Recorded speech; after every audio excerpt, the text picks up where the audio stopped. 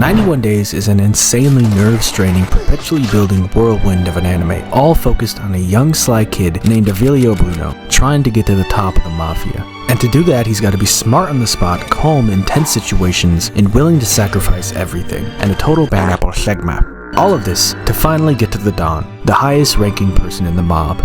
But he's actually lying out all of that. Sure, he wants to get to the top, but not for any common reason like money, power, or women. And 91 Days isn't your typical tragic mafia story with romance, drugs, and family affairs. It's got all that stuff, but a little something else sprinkled into the mixture. Revenge. Avilio is out for revenge against this family. He wants to bring an end to the entire Vanetti family name and watch as they slowly wither to their demise. Then, and only then, will his life be at peace. Mind you, this is actually the good guy. And if that makes what he is doing justified, then that brings up an entirely different question. What did they do to make this kid that mad? It all started on a snowy night, 7 years ago, and a young boy named Angelo is throwing a birthday party. His mom is in the kitchen baking a cake, and his bitch-ass homeboy has to leave, because he has some bitch-ass parents that are strict as hell. We've all been through this as kids, and as he's leaving, he sees Angelo's dad returning from work. Alright, no problem, the function will still be lit. So he and his little brother get into the closet and say, let's break the fuck out of him when he comes home, and then jump him and finger his butt crack. What the hell are you talking? Shh, he's coming. Shit, there's someone else coming in with him. The Don's been taken out. What's that supposed to mean? Is he one of Dad's friends? Guess again.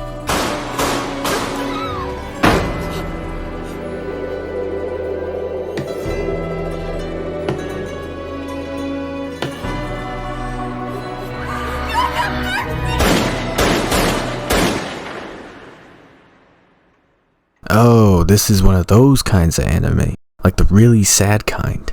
Now I just feel horrible about making jokes about this family. I'm just a terrible person, aren't I? Hey, but why is his mom kinda bad? Let me chill.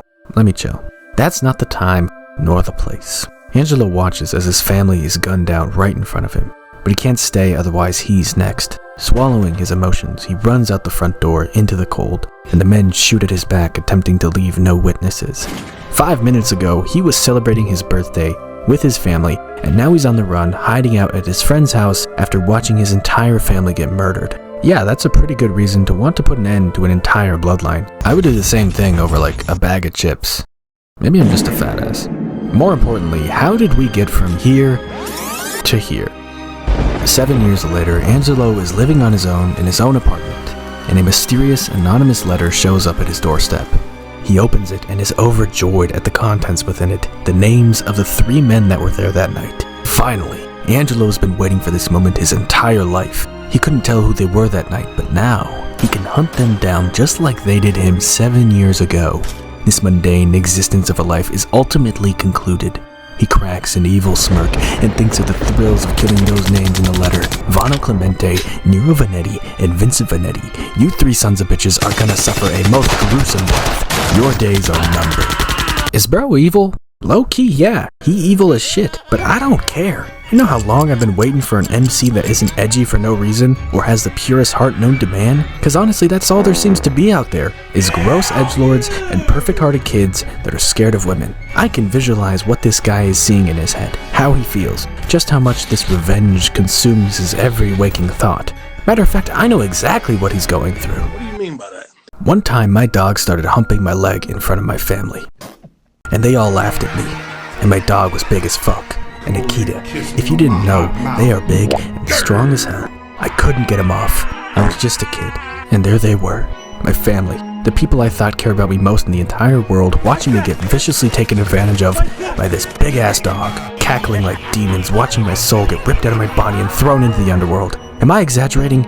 Yeah, maybe a little. But trust me, I know exactly how Angelo feels.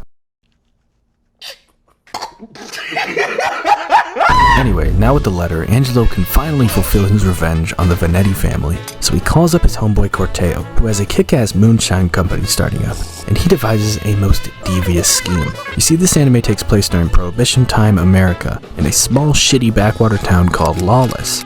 And the only way for people to get alcohol is through the speakeasies, and the only way the speakeasies get alcohol is through the mafia. So put 2 and 2 together. Angelo is gonna sell Corteo's moonshine to the mafia in order to get closer to the Vanettis so he can take his revenge. Why doesn't Corteo just sell it to them himself? Because he's bitch made and needs a courageous young stallion to do his bidding. So he says, I'm changing my name to Avilio Bruno, and with your moonshine and my iron testicles, we're gonna take down the mafia like a bad apple shekma. That's like the most simplest description of this anime. There's so much more going on. There's this rival gang in town called the Orcos, and they just hired a new guy named Fongo who's a real loose cannon. So Don Orco is scared of Fongo doing dealings with the Vanettis just married off their daughter to the Galassis in order the son of Fongo and the Galassis and the Vanettis are real. These guys have to cooperate with the Galassis, so to speak. Both the Vanettis, if you didn't understand all that mafia mumbo jumbo I'm spitting, then I'll summarize. This anime has a crazy story. There's so much going on in each episode. There's tension between rival gangs, and then there's tension between each family member inside of said gangs.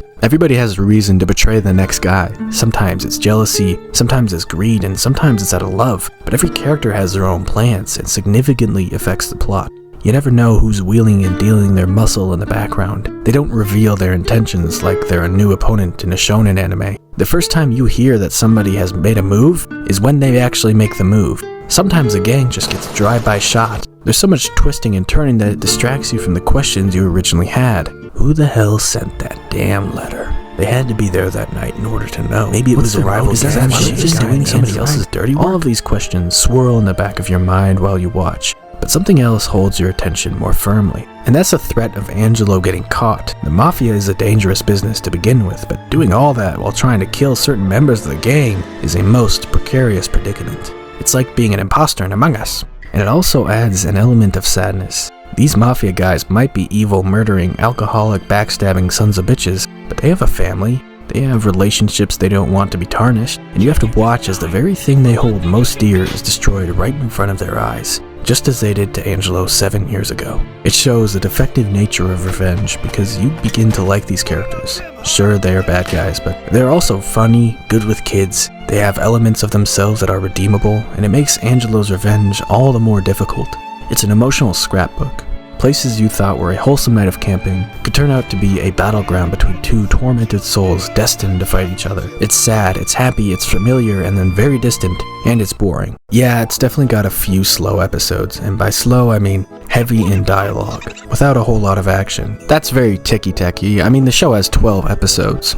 Even a TikTok brain-rotted 9-year-old could watch this in a sitting. Who am I kidding? No, the hell they couldn't. Even I can't even sit through a picture book these days. That's how much of a mouth dribbler I've become. But fear not, because those last 3 episodes are some of the best anime I've seen in a while. I thought I had the plot all figured out, and then the whole thing just flips on its side. I thought this guy was gonna be hero. Nope. He's dead as fuck. I thought this guy was gonna become the big bad guy in the end. Then he was just being used by this guy. And a whole bunch of shit explodes.